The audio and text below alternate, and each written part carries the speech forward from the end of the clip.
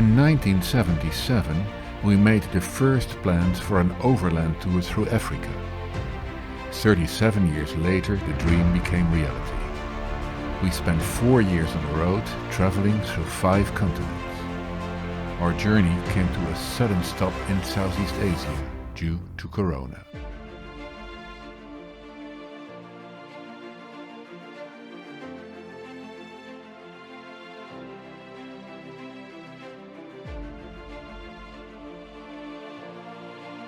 We have hit the road again, but nobody knows where and when our voyage will end.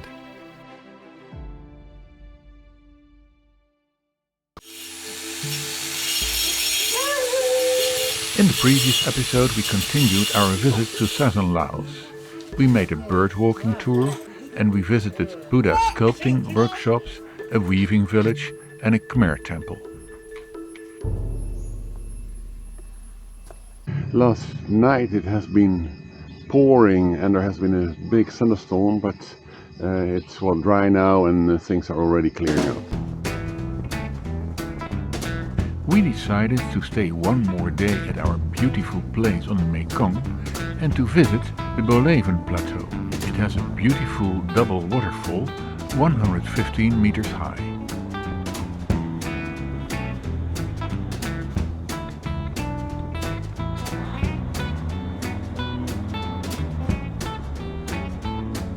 At the waterfall we find lots of shops, but no other tourists. It looks like we've found a trap here, but we don't understand how it works.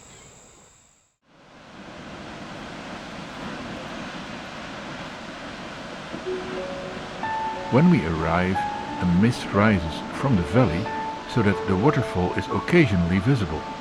It makes a mystical impression.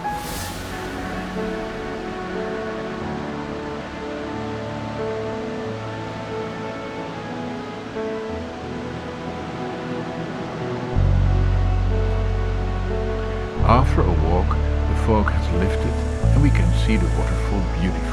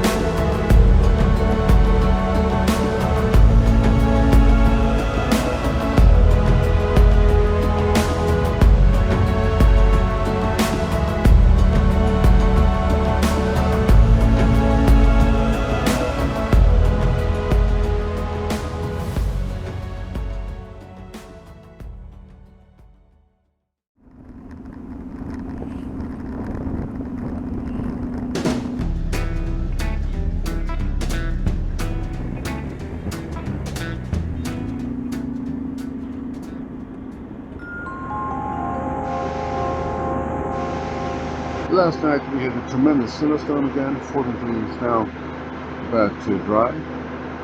Apparently it was even so bad that the grid electricity failed, so in the background we hear a generator. We face a nasty surprise that will hamper us for a long time. Yesterday one of our gas springs broke down. We had already had some problems with it earlier. It made some strange noises, and at one time I had to pull very hard to get the roof down, but it looked like it had solved itself, and now yesterday suddenly one of them failed. For the time being we put in 2 walking sticks to keep the roof open. We hope to live with this solution because it will be very hard to find a replacement in Laos. We drive to Savannakhet, a trip of about 250 kilometers. First we buy food at the market and beer at the pharmacy.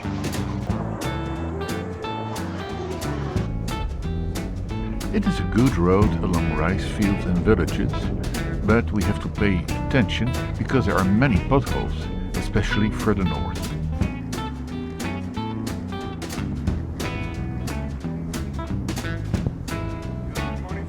As usual, we are waved through at the police checkpoint.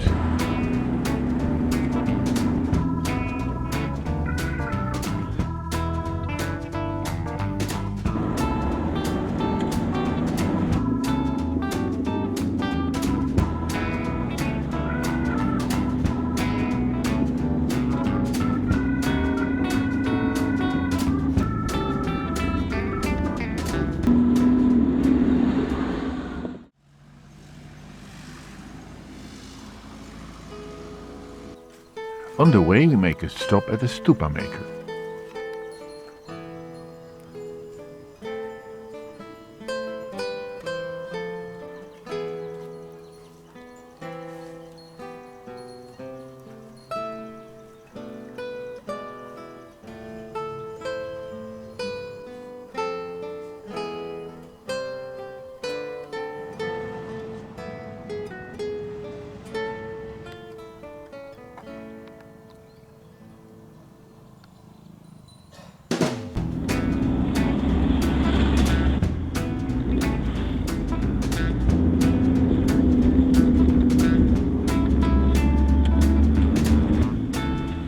We find a guest house with bungalows in a beautiful garden and with very friendly hosts. But today is not a good day.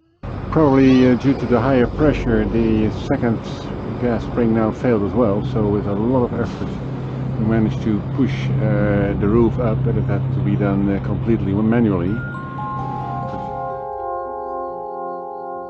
Today we will try to find a temporary solution for the broken gas springs of the roof.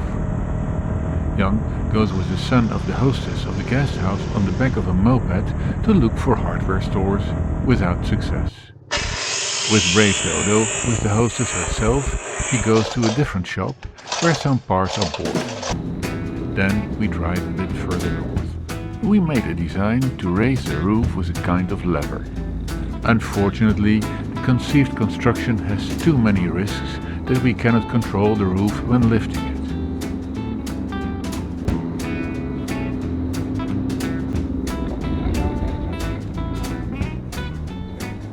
Gas springs are not available in Laos at all and are very difficult to get in Thailand.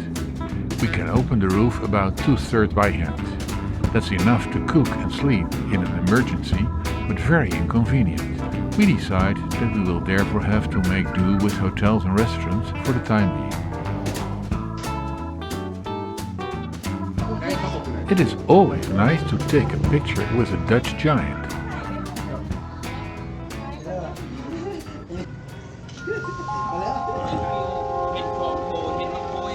We make a quick stop at the market to buy some food and to get cash. I just spent some money again. It makes you immediately a millionaire if you do so here. We travel further north. So we are going to have some breakfast here. We were able to buy some bread and also found a restaurant that filled our thermos can and tea can with hot water. After our breakfast we drive on to visit Thang Koh Lor cave. As soon as we turn off the road to the north toward Vietnam, the landscape changes. We end up in the karst mountains with irregularly shaped rock points everywhere. On the way we stop at the viewpoint. From there a walk is signposted to an even better panorama, but we decide to save the time and skip it. The small road on the last stretch to the rock passes through quaint villages with wooden houses on stilts and lots of cattle on the way.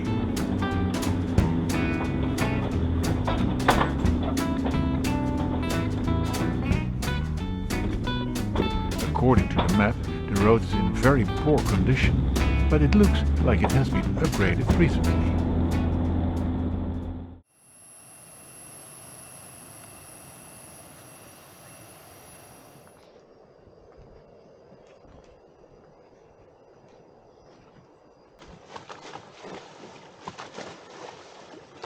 We are ready to go into the cave by boat. We got the swimming vest and we got the light, and now the boat is being prepared.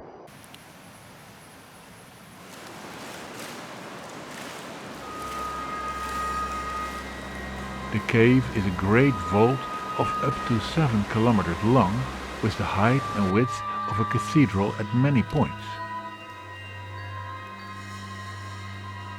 The cave is not lit, we only received headlamps.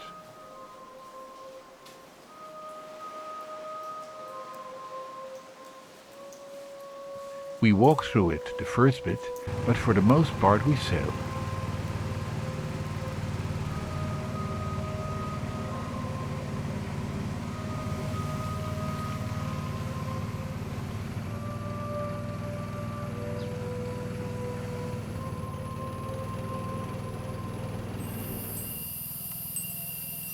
We disembark for a break and see women weaving.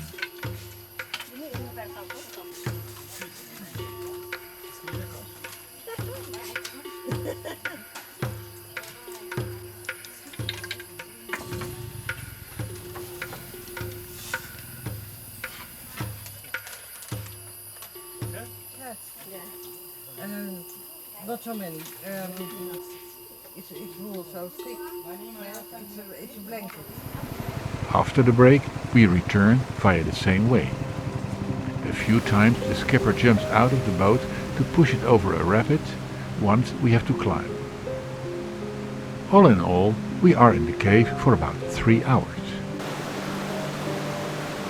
After we return, the skipper needs time to secure the engine before we cross the river to our car with a second boat.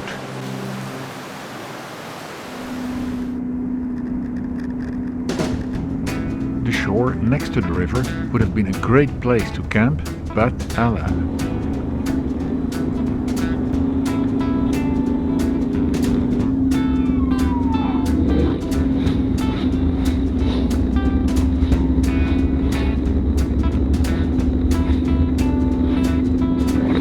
We find a hotel close to the place where we stayed yesterday. We have breakfast and then continue towards Vientiane.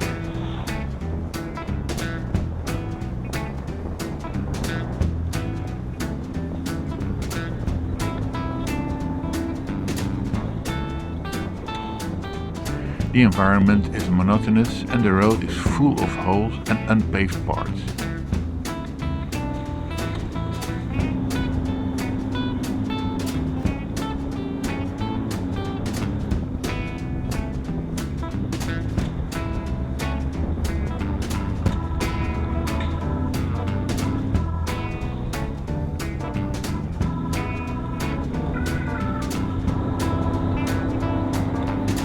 It is busy, especially with a lot of Laosian and Vietnamese freight traffic.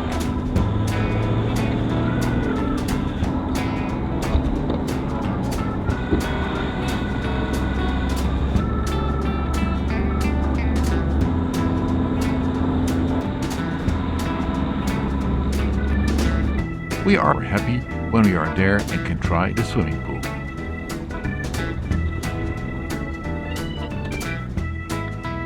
We eat at a, quote, vegetarian, unquote, restaurant.